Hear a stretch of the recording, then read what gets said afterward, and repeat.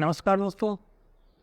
आज के वीडियो में हम समझेंगे शेयर मार्केट क्या है, स्टॉक मार्केट क्या है, आईपीओ क्या है, निफ्टी क्या है, सेंसेक्स क्या है।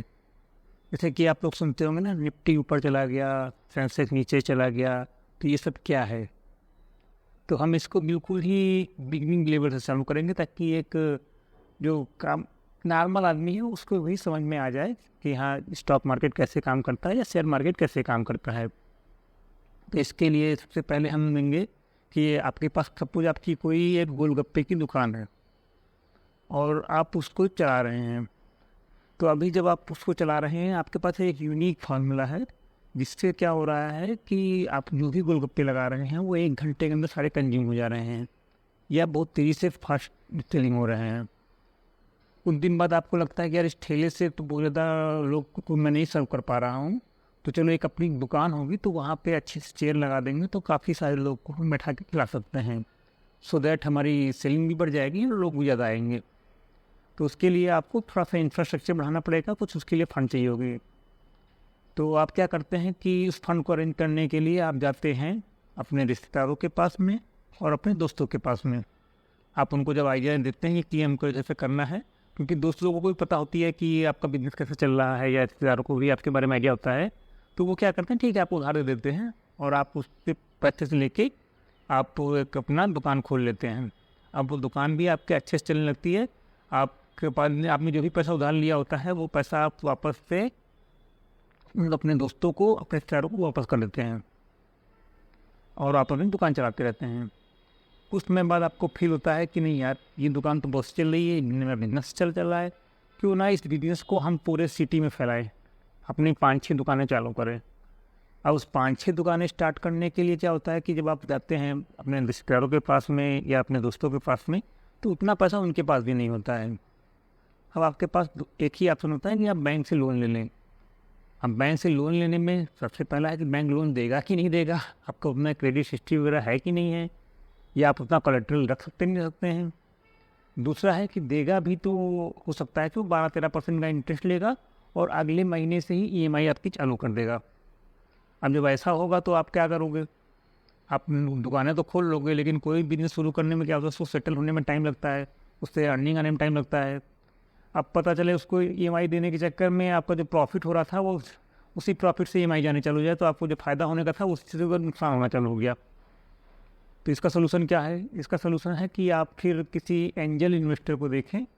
जो एंजल इन्वेस्टर क्या करेगा कि आपकी प्रोफाइल को वो रिव्यू करेगा, आपका जो बैलेंस शीट वगैरह है या जो आपको अर्निंग सोर्स वगैरह है उनको रिव्यू करेगा और उस रिव्यू के बेस में आपको जो है एंजल इन्वेस्टर फंड करेगा। तो एंजल इन्वेस्टर जब फंड करेगा तो वो आपसे बदले में पैसे भी नहीं लेगा। वो क्या करेगा, वो बोलेगा कि आप एक काम करिए, अपने बिजनेस का 10% हमसे शेयर कर लीजिए, हिस्सेदारी हमसे शेयर कर लीजिए। अब उससे क्या होगा, वो आपके लिए काम नहीं करने वाला, वो केवल आपको फंड करेगा। उस फंड के बेसिस पे आप जो भी प्रॉफिट करेंगे उसमें से 10% प्रॉफिट वो रख लिया करेगा या वो ले लिया करेगा। आपने बोला ठीक है, आपने उससे फंड लेके अपने सिटी में 5-6 दुकानें चलाई थी, उनमें आपने दुकानें चलाई और अच्छा बिजनेस करना चालू कर दिया। अब कुछ समय बाद आपको फील हुआ कि यार ये सारी दुकानें से चल रही हैं, आपको जो एंजल इन्वेस्टर है वो भी आपसे 10% ले रहा था, यानी भी आपको फ़ायदा हो रहा था क्योंकि आपने 5-6 दुकानें खोली हैं। एक स्मॉल अमाउंट जाने के बाद भी आपको जो एक दुकान थी उससे ज़्यादा फ़ायदा हो रहा है। कुछ टाइम बाद आपने सोचा कि नहीं, चलो हम अदर सिटीज़ में भी दुकानें खोलते हैं अपनी, इस सिटी में तो हमारा दुकान अच्छे चल रहा है, क्यों ना हम कुछ अदर सिटीज़ में चालू करें। अब जब अदर सिटीज़ में चालू करने की बात करेंगे तो जहाँ 5-6 दुकानें की बात की थी, अभी वहाँ 25-30 दुकानों की बात हो रही है। अब 25-30 दुकानों में जब आप बात करेंगे दुकान खोलने के लिए, तो आप गए एंजल इन्वेस्टर के पास में कि मैं 25-30 दुकानें और खोलना चाह रहा हूँ, मुझे इसके लिए फ़ंड करिए। तो एंजल इन्वेस्टर इतना बड़ा तो होता नहीं है, वो अपने हाथ खड़े कर देगा। तो उस केस के लिए क्या करेंगे कि आप कहाँ जा सकते हैं, तो वहाँ पे होते हैं वेंचर कैपिटलिस्ट। आप किसी वेंचर कैपिटलिस्ट से बात करेंगे। अब वेंचर कैपिटलिस्ट का तो काम ही होता है, वो एक जैसे कंपनी टाइप से होते हैं। वो क्या करते हैं कि ऐसे ही स्टार्टअप या बिजनेस सर्च करते हैं जिसमें वो पैसे लगा के इनको फंड करके वो उससे उसकी हिस्सेदारी खरीद सकें। तो आपने जो नियर बाई सिटीज़ हैं वहाँ पे भी ऐसी शॉपें खोल दी किसी वेंचर कैपिटलिस्ट से मिलके। अब एक मन में क्वेश्चन आ रहा है ना, ये एंजल इन्वेस्टर कहाँ मिलेंगे या वेंचर कैपिटलिस्ट कहाँ मिलेंगे। कोई प्रॉब्लम नहीं है। आपको एक इन्वेस्टमेंट बैंकर ढूंढना पड़ेगा, वो आपकी एक अच्छी सी प्रोफाइल बनाएगी और आपके नियर बाई जो भी आपके एंजल इन्वेस्टर्स या कैपिटल वेंचर्स हैं उनसे उनका मिलवा भी देगा आपको। लेकिन वो जो एंजल इन्वेस्टर्स हैं या जो आपके वेंचर कैपिटलिस्ट हैं वैसे हवा में पैसा आपको नहीं देने वाले हैं। वो पैसा लगा रहे हैं तो उससे पहले वो आपकी जो इन्वेस्टर बैंकर ने जो आपकी प्रोफाइल बनाई है उसको प्रॉपर्ली रिव्यू करेंगे, थारोली एक एक चीज़ चेक करेंगे उसकी कि आपका टर्नओवर कितना जा रहा है, आपका बैलेंस शीट कितना है, आपकी बिजनेस में प्रॉफिटेबिलिटी कितनी है। ऐसा भी हो सकता है कि वो कोई थर्ड पार्टी इन्वेस्टिगेशन एजेंसी भी लगा के चेक करा लें कि हाँ वाकई में ये बिजनेस प्रॉफिटेबल है कि नहीं है। अगर वो आपकी प्रोफाइल से सेटिस्फाइड होते हैं तो वेंचर कैपिटलिस्ट आपको फंड करेगा। फिर आप जो नियर बाई 2-3 सिटी में वहाँ पे भी आप करोगे और बदले में उसको भी आप 10% प्रॉफिट दे दोगे। अभी आपका बिजनेस आपके दुकान में अच्छा चल रहा है, आपके सिटी में अच्छा चल रहा है, आपके नियर बाई 3-4 सिटीज़ में भी अच्छा चलने लगा। कुछ टाइम बाद आपको फील हुआ कि नहीं यार एक काम करते हैं, पूरे इंडिया में इस बिज़नेस को लेके जाते हैं, क्योंकि ये तो मेरा फार्मूला यूनिक है, मेरा सेलिंग का अच्छा है, मेरा बिजनेस अच्छा है, तो मैं इसको पूरे इंडिया में करूँगा सो दैट मैं अच्छे से कर सकूँ ग्रो। तो आप वेंचर कैपिटल से बात करते हैं कि नहीं मैं पूरे इंडिया में इसको पैन इंडिया में खोलना चाह रहा हूँ। अब इतना पता तो वेंचर कैपिटल के पास भी नहीं होता है कि आपको पूरे इंडिया में दुकानें खुलवा के दे देंगे या आपके पूरे इंडिया में जो ऑफिस खुलवा के दे। तो इसके लिए आप फंड इकट्ठा करने के लिए जा सकते हैं पब्लिक के पास में। तो पब्लिक से फंड लेने की प्रोसेस को ही या पब्लिक से फंड लेने की प्रक्रिया को ही IPO बोलते हैं, इनिशियल पब्लिक ऑफरिंग। तो इसके लिए आपको क्या करना है, इसके लिए आपको लाउड स्पीकर लेके पब्लिक के पास जाने की ज़रूरत नहीं है। आपको इन्वेस्टमेंट बैंकर या अंडरराइटर के पास जाना है, वो आपके एक प्रोफाइल बनाएगा, आपकी पूरी एक फाइल बनेगी, उस फाइल में एवरी डिटेल्स रहेगा और उस प्रोफाइल को ले जाके वो सेबी को देगा। इन्वेस्टमेंट बैंकर का ही काम है। सेबी उसमें सारी चीज़ें चेक करेगी कि सारे IPO की जो इनिशियल चीज़ें होती हैं, एलिजिबिलिटी क्राइटेरिया वगैरह होती हैं, वो सारी चीज़ें उसमें हैं कि नहीं है, आप सारी एलिजिबिलिटी क्राइटेरिया मीट करते हो नहीं करते हो। जैसे एक एग्जाम्पल के लिए मैं क्राइटेरिया दे रहा हूँ कि आपका कंपनी का टर्नओवर पर डे का 10 लाख से ज़्यादा होना चाहिए, ये क्राइटेरिया ये है। तो इतना सब क्राइटेरिया, बहुत सारे ऐसे और क्राइटेरिया भी हैं। तो अगर वो सारी क्राइटेरिया आप मीट कर रहे हो तो सेबी क्या करेगी, आपको IPO लाने का अलाउ कर देगी। जब सेबी ने आपको IPO लाने को अलाउ कर दिया तो आप उससे अप्रूवल लेने के बाद में आप क्या करेंगे, उसको स्टॉक एक्सचेंज में रजिस्ट्रेशन के लिए अप्लाई करेंगे। अब जब स्टॉक एक्सचेंज में रजिस्ट्रेशन के लिए अप्लाई करेंगे तो स्टॉक एक्सचेंज भी आपकी चीज़ें चेक करेगा कि आप अपने बिजनेस का कितना % शेयर पब्लिक में बीच में लाना चाहते हैं, कितना नंबर ऑफ क्वांटिटी में लाना चाहते हैं, शेयर प्राइस क्या लाना चाहते हैं। अब शेयर प्राइस क्या होता है कि शेयर प्राइस आप अपने हिसाब से रख सकते हो, ये आपको स्टॉक एक्सचेंज नहीं बोलेगा कि ये प्राइस में रखना है। लेकिन होता क्या है कि हमें कोई भी प्राइस नहीं रख देना है, हमें वो प्राइस रखना है जो लोग उस प्राइस में ख़रीदें। और वो प्राइस इतना ज़्यादा भी नहीं होना चाहिए कि लोग ख़रीदें ही ना, क्योंकि अगर 90% से कम आपका IPO सब्सक्राइब होगा तो IPO रिजेक्ट हो जाएगा और पूरे IPO का जो प्रोसेस है उसमें मार्केटिंग वगैरह करना हुआ या इन्वेस्टमेंट बैंकर देना हुआ, उसमें 6-7 करोड़ रुपए का खर्चा आता है। तो वो खर्चा इवन आपकी जो कंपनी की रेपुटेशन है वो भी असर आता है उस पर। तो ये सब चीज़ें स्टेक होती हैं। तो इसके लिए हमें वो प्राइस रखना होता है जिसमें लोग खरीदें हमारा IPO और हमें भी नुकसान ना हो। तो एक रीजनेबल हमको रेट और रीजनेबल क्वांटिटी रखनी पड़ती है। अभी एग्जाम्पल के लिए हम देखेंगे तो मैं लास्ट कुछ साल पहले ही पेटीएम का IPO आया था, उसमें कंपनी ने करीब 18,000 करोड़ रुपीज़ मार्केट उठाए थे और उनके शेयर का प्राइस था 2150 रुपीज़। अब आपने प्राइस डिसाइड कर लिया, क्वांटिटी डिसाइड कर लिया और IPO के लिए अप्लाई कर दिया। तो होता क्या है नाम कि आपके रेपुटेशन के बिहाफ पे लोग IPO में अप्लाई करते हैं। अगर वो IPO 100% आपका सब्सक्रिप्शन हो रहा है तो जितने जितना अप्लाई किया है उसको उतना मिल जाएगा। बट अगर IPO आपका मोर देन 100% अप्लाई हो रहा है, सपोज 600% अप्लाई हो रहा है, 800% अप्लाई हो रहा है, तो फिर वो एक लॉटरी सिस्टम के थ्रू सभी को मिल जाता है। जो कोई अप्लाई किया है लॉटरी सिस्टम के थ्रू मिल जाता है। अब अभी आपको IPO नहीं मिला बट आपको शेयर चाहिए, तो वो शेयर आप कैसे मिल सकता है। तो जो लोगों को IPO मिला है वो लोग अपना शेयर खरीद या बेच सेकेंडरी मार्केट में कर सकते हैं ऐसा करके। वो सिस्टम जहाँ पे ये खरीदी या बेची होता है उसको बोलते हैं stock exchange. Stock exchange India में शुरू किया था प्रेमचंद रॉयचंद ने 1875 में, बॉम्बे स्टॉक एक्सचेंज। और उस समय वो क्या करते थे कि एक जगह इकट्ठा कर खरीदार और जिसको बेचना होता था वो लोग इकट्ठा होते थे, अपनी बोली लगाते थे, उस बोली के अकॉर्डिंगली लोग एक दूसरे को शेयर खरीदते बेचते रहते थे। अब ये प्रोसेस काफ़ी अच्छा चला तो इंडिया के कुछ अदर सिटीज़ में भी चलने लगा, जैसे कि Jaipur stock exchange, Calcutta stock exchange, ऐसे चलने लगा। फिर धीरे धीरे करके इंडियन गवर्नमेंट ने केवल अभी जो चलन में एक्टिवली जो एक्टिव हैं national stock exchange and Bombay stock exchange, ये दोनों ही मुंबई में हैं। एंड 1992 में क्या हुआ कि पहले जो शेयर थे वो पेपर के फॉर्म में खरीदते लोग बेचते थे। नेशनल स्टॉक एक्सचेंज ने सभी को कंप्यूटराइजेशन कर दिया और उसके बाद से जो शेयर्स थे वो डीमैट के फॉर्म में लोगों को मिलने लगे। एक लोगों से लेकर दूसरे पर को इलेक्ट्रॉनिकली जाने लगे।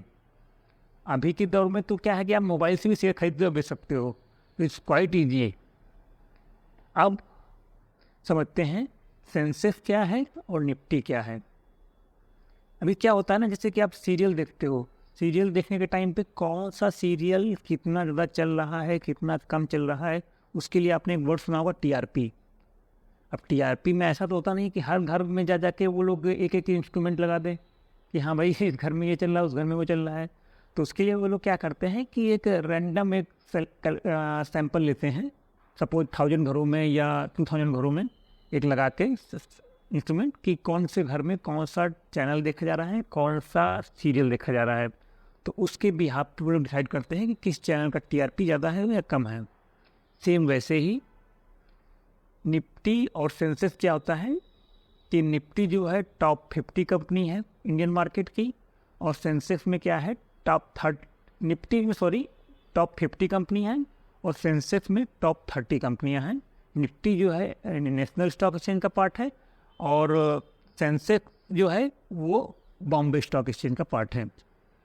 अब आप कहोगे कि टॉप कंपनियां कैसे बनती हैं, क्या है? तो टॉप कंपनियां का क्या है कि ये डिसाइड होता है मार्केट कैपिटल से। मार्केट कैपिटल कैसे निकालते हैं? नंबर ऑफ शेयर्स कंपनी के कितने हैं और कंपनी का करंट मार्केट प्राइस कितना है। तो नंबर ऑफ शेयर और करंट मार्केट प्राइस को अगर मल्टीप्लाई कर देते हो तो वो उस कंपनी का मार्केट कैपिटल निकल के आता है। तो वैसे ही करके जो इंडिया की टॉप 50 कंपनियां हैं मार्केट कैपिटल वाइज, उनको समूह को हम लोग बोलते हैं निफ्टी, और टॉप 30 कंपनी जो हैं मार्केट कैपिटल उनको बोलते हैं सेंसेक्स। तो हम लोग ऐसा एज्यूम करते हैं कि अगर ये टॉप 50 कंपनी ऊपर जा रही है निफ्टी ऊपर जा रहा है, या टॉप 50 कंपनी ऊपर जा रही है तो निफ्टी ऊपर जा रहा है, टॉप 30 कंपनी ऊपर जा रही है सेंसेक्स ऊपर जा रहा है। तो ओवरऑल मार्केट का सेंटीमेंट्स ऊपर जाने का है या नीचे जाने का। ऐसा भी हो सकता है कि ये टॉप 50 कंपनी तो ऊपर जा रही हूँ लेकिन ओवरऑल मार्केट नीचे जा रहा हो, ऐसा हो सकता है। लेकिन मोस्ट ऑफ द टाइम हम लोग जज ऐसे ही करते हैं मार्केट को कि मार्केट पॉजिटिव है नेगेटिव, बिकॉज वो देख के कि निफ्टी ऊपर जा रहा है या सेंसेक्स नीचे जा रहा है या ऊपर जा रहा है। अब इतना हो गया। अब आपका जो आईपीओ था सबको मिल गया, सबने शेयर ले लिए। अब इसके बाद क्या करेंगे? आपने वो मार्केट से पैसा उठा लिया, आप अपने बिजनेस में लग गए, अपना प्रॉफिट कमाने लग गए। अब शेयर का दाम ऊपर या नीचे जाने से ज़्यादा आपको फर्क नहीं पड़ेगा क्योंकि आपने ऑलरेडी पैसा उठा लिया है। लेकिन आपने मूवीज़ में देखा होगा कि जैसे ही शेयर नीचे जा रहा है मालिक टेंशन में आ जाता है, शेयर ऊपर जा रहा है तो मालिक खुश रहता है उस कंपनी का। ऐसा क्यों? क्योंकि उसको फर्क नहीं पड़ता नॉर्मली, नहीं फर्क पड़ता है। फर्क इस तरह से पड़ता है, डायरेक्टली नहीं पड़ता है बट इनडायरेक्टली ऐसे पड़ता है। कई बार क्या होता है कि सपोज मैंने 40% अपना पब्लिक को शेयर दे दिया बट 60% अभी भी मेरे पास है। अब 60% जो मेरे पास में है, सपोज उस शेयर की वैल्यू 10,000 करोड़ रुपये है, तो जो 60% 10,000 करोड़ की जो वैल्यू मेरे पास में है, तो मैं क्या करूँगा उस 10,000 की वैल्यू का बैंक में मैं कोलेटरल रख के मैं और लोन ले सकता हूँ। तो बैंक देखेगी कि हाँ भाई इसके पास 10,000 करोड़ का शेयर इसके पास में है, तो बैंक मुझे 6,000 करोड़ या 7,000 करोड़ का जो लोन है वो इजीली दे देती है। बट अभी सपोज बैंक ने मुझे 6,000 करोड़ का लोन दे दिया, उसके बाद शेयर की जो प्राइस है वो 40% गिर गई, तो बैंक को तो टेंशन हो जाएगी, बोलेगी ये तो मैं 10 करोड़ दे के 6 करोड़ का लोन दे चुका हूँ, अभी इसकी वैल्यू ही शेयर की में जो हो गई है 6,000 करोड़। तो बैंक फिर आपके पीछे पड़ जाएगी, तो वहाँ पे आप टेंशन में आ जाओगे। इसीलिए दिखाते हैं कि वो शेयर गिरने या चढ़ने से जो उनके मालिक हैं उनको फ़र्क पड़ता है। अब एक चीज़ है कि सेंसेक्स या निफ्टी में कंपनियां जो हैं टॉप 50 हैं या टॉप 30 हैं, वो चेंज होती हैं, बिल्कुल चेंज होती हैं। वो हर 6 महीने में निफ्टी और सेंसेक्स जो है NSE या BSE रिव्यू करते हैं और उसमें देखते हैं कि जो टॉप कंपनियां हैं वही हैं। अगर कोई कंपनियां कम परफॉर्म करती हैं तो उसको वो निकाल देती हैं, कोई कंपनियां उससे ज़्यादा परफॉर्म करती हैं तो उसको ले आते हैं। तो वो एक तरह से हर 6 महीना में रिव्यू कर करके कि जो भी कमज़ोर है उसको हटा देंगे, जो भी मजबूत है उसको ले आएंगे। तो ऐसा करके यूनिफॉर्मिटी मेंटेन करते रहते हैं। अब हम लोग सोचते हैं कि ये प्राइस ऊपर या नीचे कैसे आता है। देखिए, प्राइस ऊपर या नीचे जाने का रीज़न होता है बेसिकली बायर और सेलर का गैप। अगर किसी स्टॉक में बायर ज़्यादा आ रहे हैं, सेलर्स कम आ रहे हैं, तो वो उसका जो प्राइस है ऊपर जाएगा, और सेलर्स ज़्यादा आ रहे हैं, बायर कम आ रहा है तो उसका प्राइस नीचे जाएगा। तो it's all about supply and demand का गैप। सप्लाई ज़्यादा हो रही है तो प्राइस नीचे आएगा, डिमांड ज़्यादा आ रही है तो प्राइस ऊपर जाएगा। अब सप्लाई डिमांड कहाँ से आती है? बेसिकली मार्केट में 3 टाइप के लोग जो हैं खरीदते बेचते हैं। एक है हमारा रिटेल इन्वेस्टर, जैसे हम और आप। एक हो गया इंस्टीट्यूशन में कौन आते हैं? म्यूचुअल फंड वगैरह जो हैं, ये लोग म्यूचुअल इंस्टीट्यूशन में आ जाते हैं। और थर्ड है क्रेडिट रेटिंग कंपनीज वाले।